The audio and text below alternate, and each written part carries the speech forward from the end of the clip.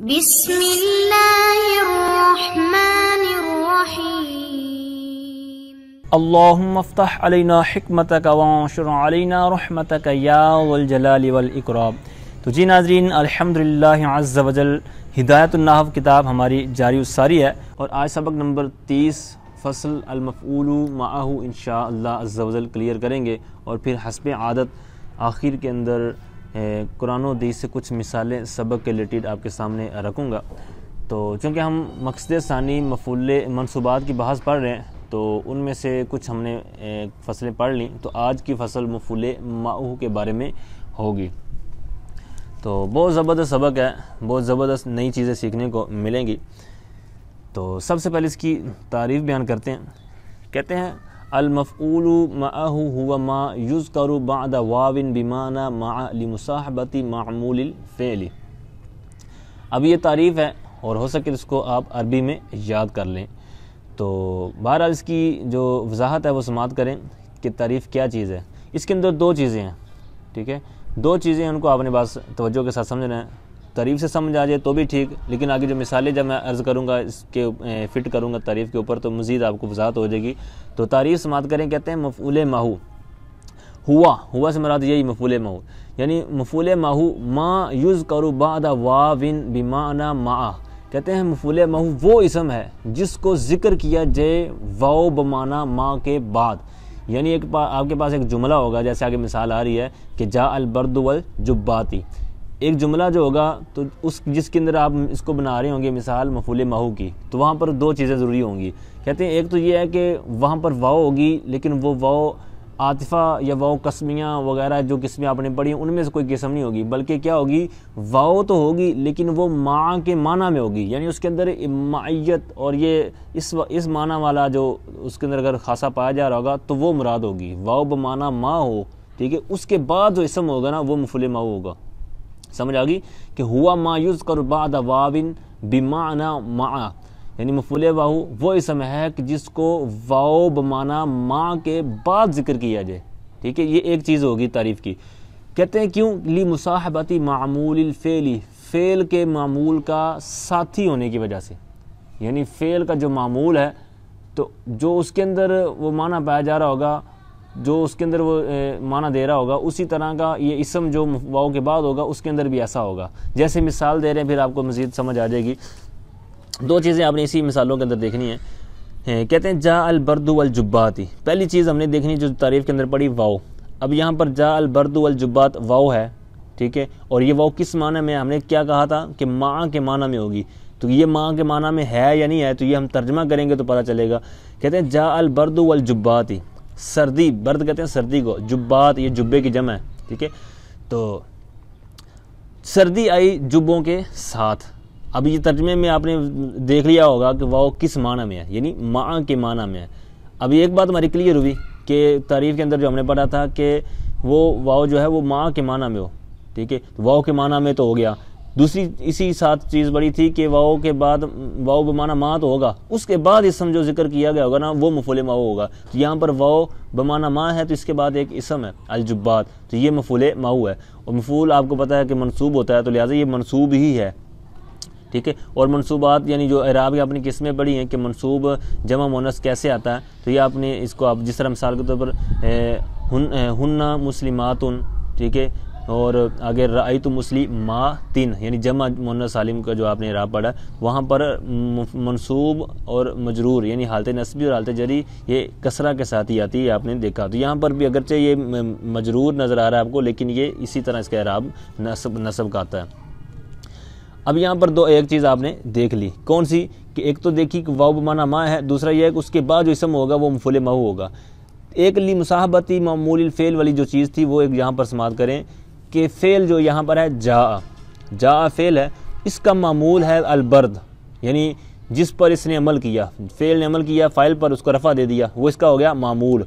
اب یہ جو اسم ہوگا نا والجبات والا اسم، ٹھیک ہے، جو مفعول معہ ہم نے اس کو بنایا، تو یہ کیا اس نے کہا تھا لمصاحبۃ معمول الفعل، فعل کے معمول کا مصاحب ہونے کی وجہ، تو فعل کا معمول تھا برد، تو جو اس کے اندر چیز پائی جا رہی تھی وہی جبے کے اندر پائی جا رہی، کیوں؟ کیونکہ کہتے ہیں سردی آئی اور کون آیا؟ جبے آئے، ٹھیک ہے، سردی آئی جبوں کے ساتھ، یعنی سردی میں بھی آنا پایا جا رہا ہے، جبوں میں بھی آنا پایا جا رہا ہے۔ تو یہی انہوں نے کہا تھا کہ جو مفعول ماؤ ہوگا وہ فعل کے معمول کا مصاحب ہونے کی وجہ سے ہوگا، ٹھیک ہے۔ تو یہاں پر بھی وہی فعل کا جو معمول ہے البرد، اس کے اندر بھی آنے والا معنی پایا جا رہا ہے، تو یہی پارٹنرشپ جبات کے اندر ہے، ٹھیک ہے، اس کے اندر بھی ہے۔ اسی طرح مثال آگے والی کو سمجھے گے تو مزید وضاحت ہو جائے گی۔ کہتے ہیں جئت انا وزیدن، میں آیا زید کے ساتھ۔ اب یہاں پر پہلے تو دیکھنا ہم نے واو کون سی ہے، کیونکہ واو کی کئی اقسام ہیں، تو کیا یہاں پر واو بمعنی ما ہے یا نہیں ہے؟ لکھنے میں تو لکھا ہوا ہے، آگے نسب بھی دیا ہوا ہے زید کا، لیکن معنی کریں گے ہم، ترجمہ کریں گے تو آپ کو پتہ چل جائے گا کہ یہ کس معنی میں ہے، عاطفہ ہے یا قسمیہ ہے یا کیا ہے۔ کہتے ہیں جئت انا، میں آیا، وزیدن، زید کے ساتھ۔ یہاں پر واو کس معنی میں ہوگی؟ ما کے معنی میں ہوگی، لہذا ایک چیز ہماری تعریف والی کلیئر ہوئی کہ واو بمعنی ما ہو۔ پھر انہوں نے کہا تھا ما یذکر بعد واوین، یعنی واو بمعنی ما کے بعد جس کو ذکر کیا جائے وہ مفعول ما ہوگا۔ تو یہاں پر واو بمعنی ما تو کلیئر ہو گیا، اس کے بعد ایک اسم بھی ہے زید، زید آپ کو پتہ اسم ہے، نام ہے، تو یہ ذکر کیا گیا، اس کے بعد وہ منصوب بھی ہے، تو لہٰذا یہ پتہ کیا چلا کہ یہ مفعول مؤ ہے۔ پھر تیسری جو قید تھی کہ مصاحبت والی، کیا وہ یہاں پائی جا رہی ہے؟ تو وہ دیکھ لیتے ہیں، یعنی میں آیا زید کے ساتھ، تو میں آیا اور زید کے ساتھ، یعنی زید کا بھی آنا پایا جا رہا ہے اور میرا بھی آنا پایا جا رہا ہے، تو لہٰذا یہاں پر ان کی جو مصاحبت وہ پائی جا رہی ہے، یعنی فعل کا جو معمول ہے، یعنی فعل جا، ٹھیک ہے، تو اس کے اندر جو فاعل ہے جئت، یعنی واحد متکلم، تو یہاں وہ اس کا ہے معمول فعل کا، تو فعل کا وہ معمول ہے، تو اسی کے ساتھ اس کی مصاحبت ہے، یعنی زید کی، ٹھیک ہے، تو لہٰذا یہ آپ کی کلیئر ہوگی۔ اب یہ دونوں جو مثالیں ہیں یہ کس معنی میں ہیں؟ یعنی ہم نے واو کو ماں کے معنی میں تو کیا، تو یہ آگے باقاعدہ وہ وضاحت کے ساتھ کھول کر لکھ بھی رہے ہیں۔ کہتے ہیں جیسے پہلی مثال کہتے ہیں وہ والجبات، یہ ہے مع الجبات کے معنی میں، اور جو دوسری مثال ہے وزیدن، یہ ہے مع زیدین کے معنی میں، ٹھیک ہے۔ تو چونکہ آپ کو پتہ ہے کہ ماں یہ مضاف ہو کر استعمال ہوتا ہے، یہاں پر جو آگے انہوں نے لکھا ہے نا، تو وہ اسی طرح انہوں نے ماں زیدین کے حساب سے لکھا، ماں زیدن نہیں لکھا۔ اچھا، یہاں تک انہوں نے جو دو مثالیں پیش کی تھیں۔ اب پچھلے صفحے پر حاشیے میں انہوں نے ایک بات بیان کی ہے، لمصاحبتی والا جو حاشیہ ہے نا، حاشیہ نمبر 4، یہ چیزیں آپ نے جو ابھی اوپر سن لی ہیں تقریباً اسی کے ساتھ آپ نے اس کو اٹیچ کرنا ہے اور اسی کے معنی میں ہی ہے۔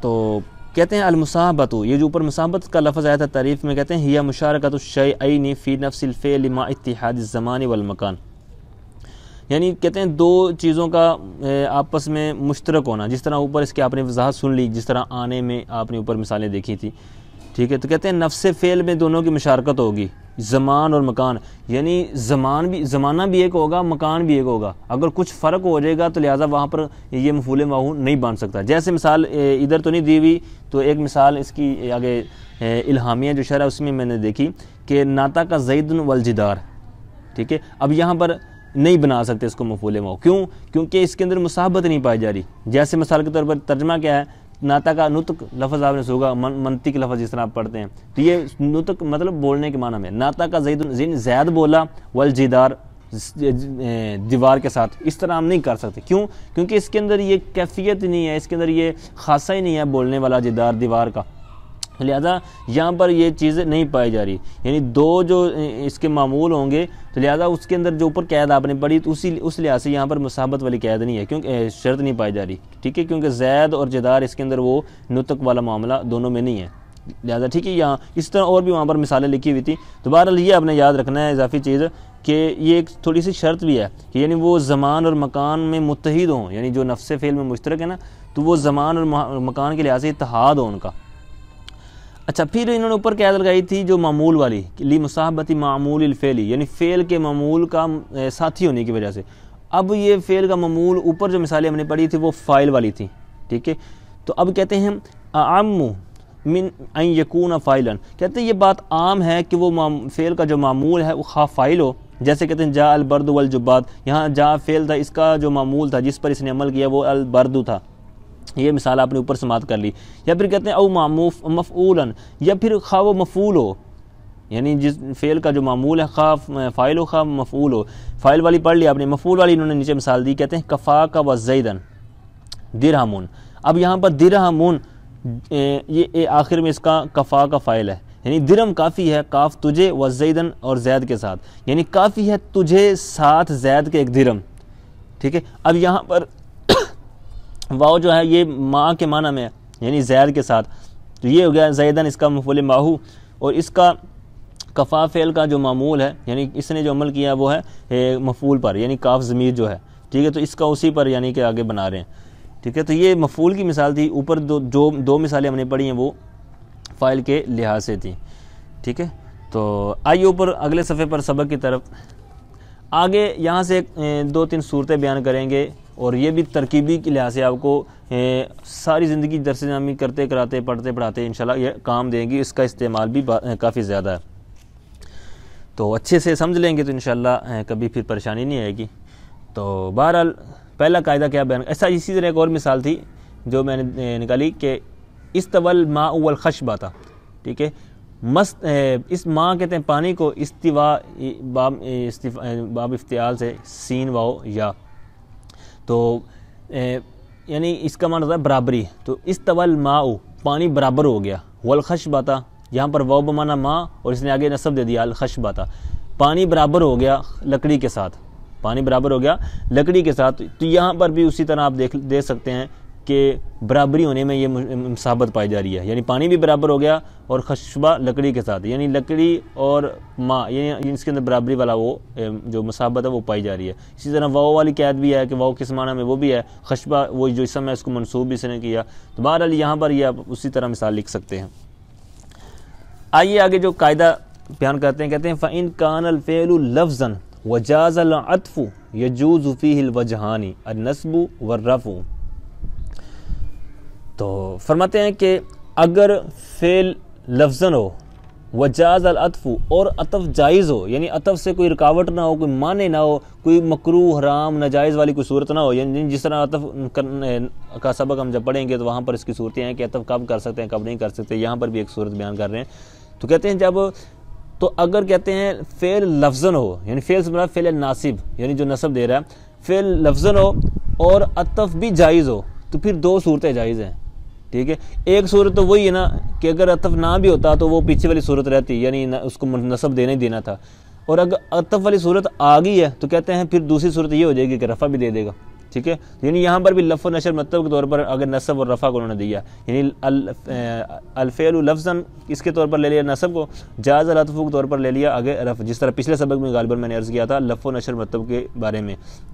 پھر ایک اور میں نے وہاں پر قاعدہ بیان کیا تھا کہ پہلے اجمال آ جائے پھر اس کی تفصیل آ جائے تو وہاں 3 ترکیبیں کر سکتے ہیں، تو یہ آپ نے خود کرنا ہے۔ اب میں اشارہ کر رہا ہوں کہ یہاں الوجہان مجمل چیز تھی کہ 2 وجہیں، پھر آگے دونوں وجہوں کو انہوں نے تفصیل کے ساتھ لکھ دیا ہے نصب اور رفع، تو یہاں پر بھی وہی 3 ترکیبیں جو پچھلے سبق میں نے عرض کیا تھا یہاں پر آپ ان کو کر سکتے ہیں، ٹھیک ہے۔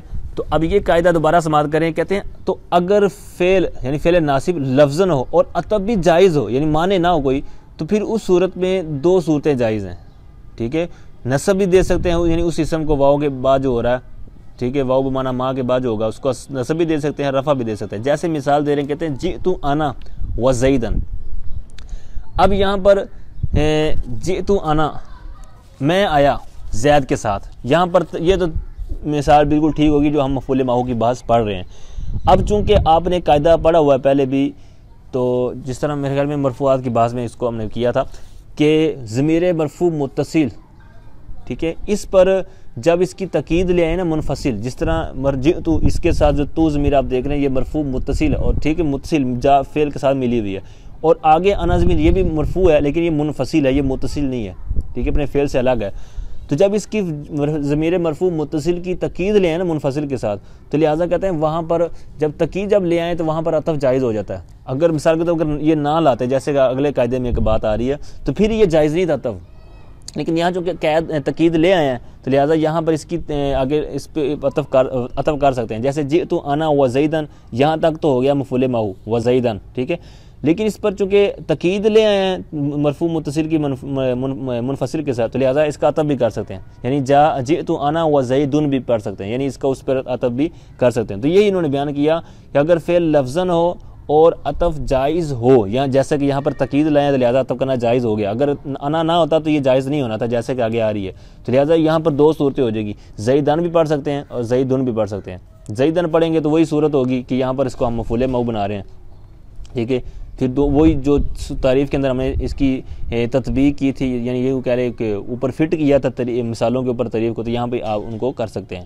پھر اگر عطف چونکہ جائز ہے منفصل کے ساتھ وجہ سے تو لہٰذا یہاں پر زیدن بھی پڑھ سکتے ہیں، یعنی میں آیا اور زید آیا، پھر معنی بدل جائے گا۔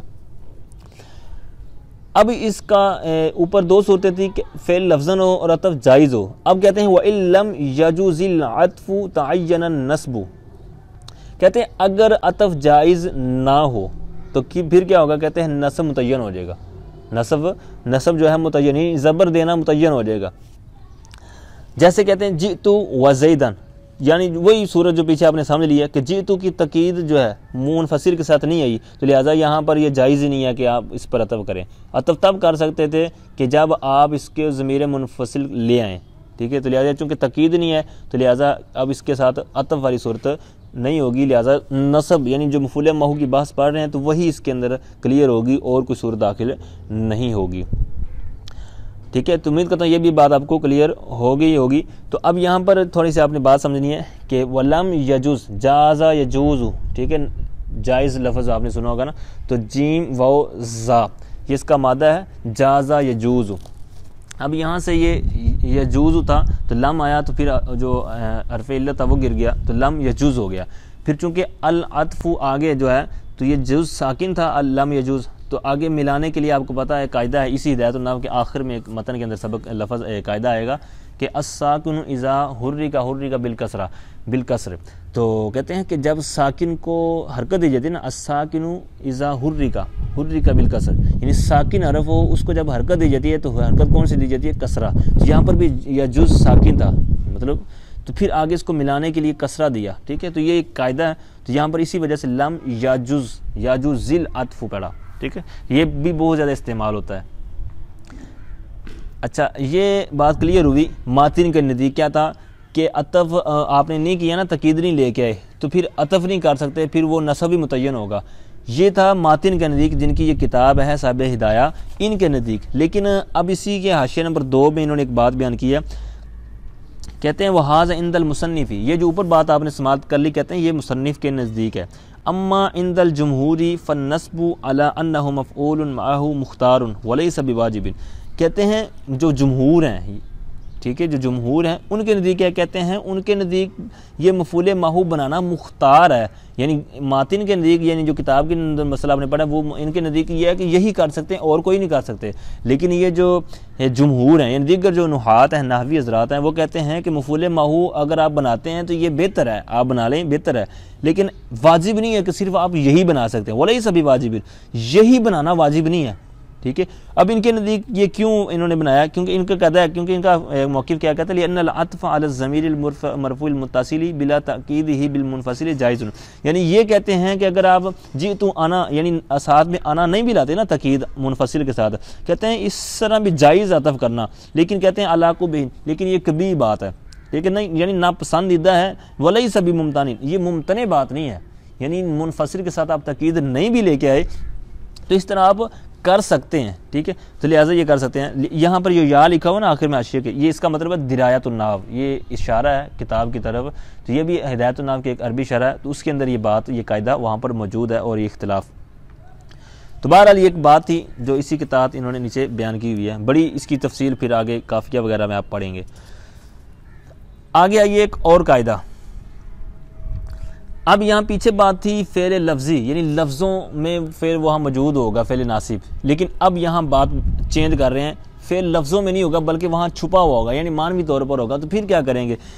تو کہتے ہیں وَإِن كَانَ الْفِعْلُ مَعْنًا وَجَازَ الْعَطْفُ تَعَيَّنَ الْعَطْفُ، اب بالکل اسی طرح کی صورت ہے لیکن کچھ انہوں نے لفظ آگے پیچھے کیے ہیں۔ کہتے ہیں اگر فعل مانوی ہو، ٹھیک ہے، فعل مانوی یعنی لفظاً نہ ہو، فعل مانوی ہو، اور کیا ہو، کہتے ہیں وجاز العطف، اور عطف جائز ہو، تو پھر کیا ہوگا؟ کہتے ہیں تعین العطف، تو عطف ہی متعین ہوگا۔ اس کی وجہ کیا، وہ بعد میں عرض کرتا ہوں، پہلے مثال دیکھیں۔ کہتے ہیں مال زید و عمر، اب یہاں پر مال زید و عمر میں پہلے تو ہم نے دیکھنا ہے کہ یہ قاعدہ جو ہم نے پڑھا ہے وہ یہاں پر کیا کیا چیزیں تھیں۔ پہلے انہوں نے کہا تھا وَإِن كَانَ الْفِعْلُ مَعْنًا، کہ اگر فعل معنی ہو، مانوی ہو، یہاں پر لفظی طور پر ہمیں فعل نظر نہیں آ رہا، مانوی طور پر ہے، وہ کیا ہے؟ تو اس کی عبارت اس سبق کے آخری جو عبارت ہے نا وہاں پر اس کو انہوں نے بیان کیا ہے کہ وہ کیا ہے، لہذا وہ میں ابھی آپ کو عرض کرتا ہوں، یعنی مال زیدن و امرن یہ کس معنی میں؟ یہ اس معنی میں یعنی ما یصنع زید و عمرن، ما یصنع زید و عمرن یہ اس معنی میں عبارت ہے. تو لہٰذا یہ جو فعل ہے یہاں پر یہ معنوی طور پر ہے. معنوی طور پر کیسے پتہ چلا یہ میں بعد میں اسی سبق کے آخر میں وہ عبارت انہوں نے دی ہوئی ہے. تو بہرحال یہ اب فی الحال آپ نے سمجھنا ہے کہ پہلی قاعدے میں چیز بیان کی تھی کہ فعل معنوی ہو، وہ میں نے آپ کو عرض کر دیا کہ یہاں پر معنوی طور پر ہے. دوسرا تھا کہ عطف جائز ہو، لہذا عطف کرنا بھی یہاں پر جائز ہے، یعنی ما لزید و عمرن یعنی اسی پر ہم نے اس کو عطف کر دیا تو لہذا یہ جائز ہے. تو اب یہ دو صورتیں ہیں، پھر کریں گے کس کو؟ تو کہتے ہیں تعین العطف، تو یعنی عطف ہی متعین ہوگا، یعنی آپ اور کوئی نہیں بنا سکتے، یعنی عطف اور نصب یعنی دو صورتیں ہو سکتی تھیں جس طرح اوپر والی میں، یہاں پر دو صورتیں نہیں ہیں. کہتے ہیں یہاں پر صرف عطف والی یعنی جو پیچھے والا کا اعراب ہوگا وہی آگے والا. تو پیچھے والا کا تھا لزیدن، لام کی وجہ سے مجرور تھا، تو لہٰذا وہ امرن ہی پڑھیں گے، امرن نہیں پڑھیں گے، ٹھیک ہے، کیونکہ صورت یہ ایک جائز ہے عطف والی، تو لہٰذا وہی متعین ہوگی. اب یہاں پر وجہ کیا ہے، عطف کیوں متعین ہوگا؟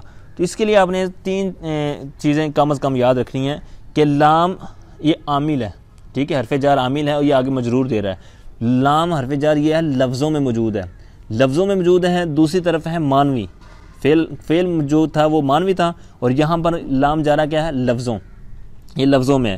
دوسرا یہ ہے کہ یہ جو عامل ہے لفظوں میں یہ ہے بھی قوی، جو مانوی ہے وہ ہے ضعیف.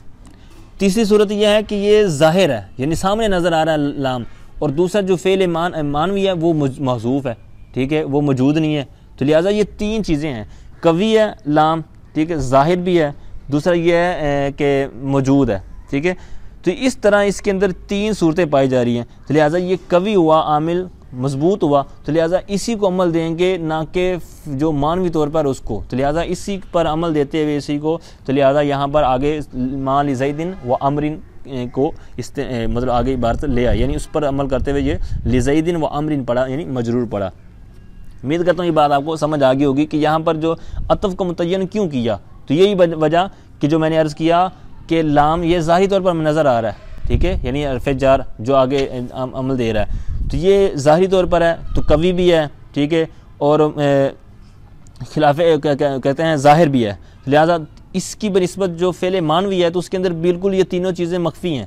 ایک تو یہ ہے کہ وہ فعل مخفی ہے، دوسرا یہ ہے کہ وہ ضعیف ہے، ٹھیک ہے. اسی طرح اس کے اندر جو کہتے ہیں خلاف ظاہر بھی ہے، یعنی ظاہر یہ تھا کہ وہ لفظوں میں موجود ہو فعل، لیکن وہ مخفی ہے، ٹھیک ہے، مانوی ہے، تو لہٰذا وہ ظاہر کے خلاف ہوا یعنی خلاف ظاہر ہوا. تو ان خرابیوں کی وجہ سے، ان کمزوریوں کی وجہ سے اس کو عمل نہیں دیا، بلکہ جو موجود ہے، جو قوی ہے، جو مضبوط ہے، جو ظاہر ہے، ٹھیک ہے، جو خلاف ظاہر نہیں ہے تو اس کو عمل دے دیا، ٹھیک ہے. تو یہ ہوگی اس کی بات کہ عطف متعین ہو گیا.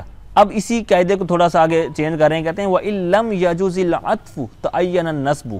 کہتے ہیں اگر عطف جائز نہ ہو، پیچھے تھا عطف جائز ہو تو وہی متعین ہو جائے گا. پھر اس کی تین صورتیں میں نے بیان کر دی. اب کہہ رہے ہیں کہ اگر عطف جائز نہ ہو، عطف جائز نہ ہو تو پھر کیا مطلب؟ تو کہتے ہیں کہ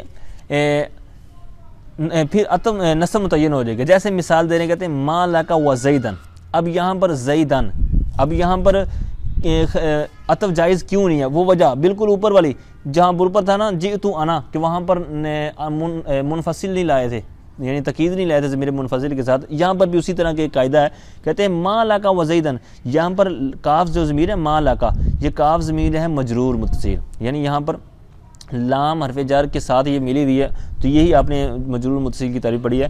تو یہاں پر مجرور متصل ہے اور مجرور متصل اس کے ساتھ آگے ہے واو. اگر اس کو عاطفہ مراد لیں تو پھر آگے جو زیدن ہے اس پہ بھی لام ہونا چاہیے تھا، یعنی یہ چونکہ لام کے بغیر ہے حرف جار کا اعادہ ہونا چاہیے تھا، یعنی جو جار ہے اس کا اعادہ ہونا چاہیے تھا. تو اب یہاں پر اعادہ نہیں ہے، یعنی یہاں پر زید کے اوپر لام یا مضاف نہیں ہے، تو لہٰذا نہیں ہے، تو لہٰذا اس خرابی کی وجہ سے عطف جائز نہیں ہے. کیونکہ قاعدہ انہوں نے حاشیے میں بھی نیچے بیان کیا ہوا ہے. کہتے ہیں لأن العطف على الضمیر المجرور بالحرف بلا اعادۃ الجار ممتنع فی کلامہ، یعنی نحات کے نہاں جار جو یعنی جر دینے والا، خواہ وہ مضاف ہو یا جار ہو، کیونکہ مضاف بھی آگے مضاف علیہ کو جر دیتا ہے، یا حرف جار ہو تو وہ مجرور آگے والے کو جر دیتا ہے. تو کہتے ہیں اس لیے کہ جو عطف ہے ضمیر مجرور پر حرف بالحرفی، حرف کے ذریعے، کہتے ہیں بغیر اعادہ جار کے یہ ممتنع ہے. تو لہٰذا یہاں پر اگر آپ نے کاف مجرور پر اس کا عطف کرنا تھا تو یہاں پر لام پر بھی ہونا چاہیے تھا اس کا اعادہ، لیکن چونکہ اعادہ نہیں ہے تو لہٰذا کیا ہوا، لم یجوز العطف جائز نہ ہوا۔ تو اب کیا ہوگا، تو پھر جناب نصب ہی پڑھیں گے، یعنی مفعول محو کے طور پر ہی لیں گے۔ اب یہاں پر بھی فعل مانوی ہے، وہ کیا ہے، تو یہ جو ما لکا و زیدن ہے، تو یہ بنے گا عبارت ما تصنع و زیدن، چونکہ یہاں پر لاکا ہے تو اسی کے حساب سے خطاب کا صیغہ نکالیں گے۔ پیچھے تھا لزید و امر، تو چونکہ نام جو ہوتے ہیں وہ غائب کے، یعنی اسماء جو ہوتے ہیں یہ بمنزلہ غائب کے ہوتے ہیں، لہٰذا وہاں پر ما یصنع زید و امر کہا تھا، یہاں پر ما تصنع و زیدن، یہ اس معنی میں عبارت ہوگی، ٹھیک ہے۔ اچھا، تو وہ کیا تھا آپ نے یاد رکھنا ہے کہ جو نیچے بھی حاشیے میں بیان کیا نا کہ ضمیر مجرور پر عطف بغیر اعادہ جار جائز نہیں ہوتا، تو لہٰذا اسی خرابی کی وجہ سے یہاں پر عطف جائز نہیں ہے، لہٰذا نصب متعین ہو گیا، ٹھیک ہے۔ آگے آئیے کہتے ہیں کہ اس کی مثال اور بڑھا رہے ہیں، کہتے ہیں وما شانو کا و امرن، جس طرح میں نے پہلے عرض کی نا کہ جار یہ حرف جار بھی ہوتا ہے، یعنی کسرہ جار دینے والا، اور جار جو ہے وہ مضاف بھی ہوتا ہے، تو لہٰذا یہاں پر شانو کا کاف ضمیر مجرور ہے لیکن یہ مضاف الیہ ہے، ٹھیک ہے، شان مضاف ہے، تو کیا کہتے ہیں وما شانو کا و امرن، یہاں پر امرن کیونکہ امر کے پیچھے مضاف کا تکرار نہیں ہے، جس طرح پیچھے کہا تھا نا اعادہ نہیں ہے جار کا، یہاں پر بھی اس کا اعادہ نہیں ہے، لہذا امرن یہ نصب متعین ہو گیا، ٹھیک ہے۔ کیونکہ اگر ہم اس کا عطف اسی پر کریں گے تو جو مقصود ہے وہ ہمارا فوت ہو جائے گا، کیونکہ مقصود کیا تھا، مقصود سوال کرنا تھا آپ کا حال کیا ہے مثال کے طور پر، اور امر کا حال کیا ہے، تو اگر ہم مضاف نہیں نکالیں گے تو پھر ترجمہ ایک کا اور ہو رہا ہوگا، ایک دوسرے کا اور ہو، یعنی ہوگا آپ کا کیا حال ہے اور زید کیسا ہے، زید کے ساتھ، یعنی آپ کا کیا حال ہے زید کے ساتھ، تو یہ خرابی لازم آئے گی، تو وہ اگر اعادہ کرتے تو پھر ترجمہ بالکل زبردست بننا تھا، لہذا یہ خرابی ہے، تو لہذا پتہ کیا چلا کہ جار خواہ وہ حرف جار ہو خواہ مضاف ہو تو اس کا اعادہ ضروری ہے، نہیں ہوگا تو پھر نصب متعین ہو جائے گا۔ اب یہاں تک بات کلیئر ہوگی، ٹھیک ہے، مثالوں کے ساتھ۔ اب وہ جو میں نے عرض کیا تھا نا کہ یہ ان کے درمیان یہ جو مثالیں نکالی تو یہ کیسے ہیں، ٹھیک ہے، مطلب جس طرح میں نے ما لزید و امر کا کہا کہ ما یصنع زیدن کے معنی میں ہے و امر، اسی طرح وما لک و زیدن یہ ما تصنع و زیدن کے معنی میں ہے، اسی طرح ما شانو کا و امرن یہ کس معنی میں ہے، یعنی ما تصنع و امرن یہ اس معنی میں ہے، تو یہ کیسے میں پتہ چلا، کہتے ہیں لأن المعنی ما تصنع، کہتے ہیں اس لیے کہ یہ جو مثالیں ہیں یہ معنوی طور پر ما تصنع کے معنی میں ہیں، ٹھیک ہے۔